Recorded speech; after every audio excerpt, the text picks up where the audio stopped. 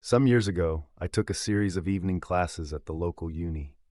The fees were payable at the beginning of each term, and you paid a reduced fee if you settled within 2 weeks of being billed.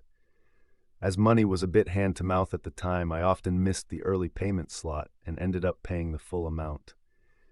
Annoying when you are already short of cash, but rules is rules. I completed the course that July and thought no more about it. However, in the July of the following year, I received a terse letter from the university accounts dept, threatening legal action if I didn't clear an outstanding invoice for the final term of the previous year. Now, the tone of the letter rubbed me up the wrong way, especially as I had paid. Fortunately, I'd kept all of the receipts for my course fees in my coursework file, which I still had. Hence, I sent copies of all of the receipts to the university showing that I had paid and asked them to ensure my details were updated to reflect this. I received no reply.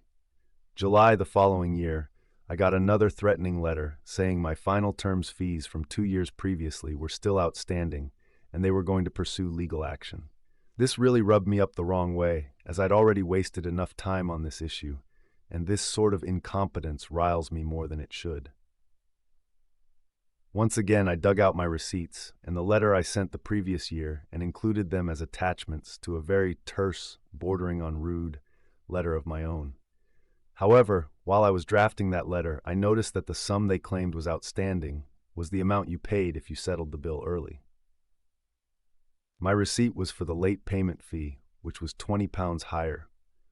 I saw a chance of some petty revenge, not only to take advantage of their incompetence, but to also force them to update their records. In my terse letter, I demanded that they update my records and refund my overpayment of £20 immediately. A check duly arrived about 3 weeks later. No letter of apology or anything. Just a check. I didn't hear from them ever again.